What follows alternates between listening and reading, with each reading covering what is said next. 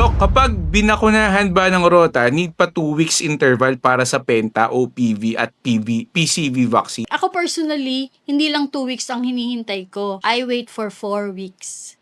So, it's either isabay nyo yung inyong rotavirus during the time na binibigyan ng Pentaxim, polio, and vaccines. So, it's either sabay or you wait 4 weeks. Bakit po? Kasi nga po, nakita sa pag-aaral na nagkakaroon ng effect yung vaccines. Particularly, merong interaction between rota and polio, especially yung mga oral polio. So, most of them, we give sabay or you wait not 2 weeks but 4 weeks.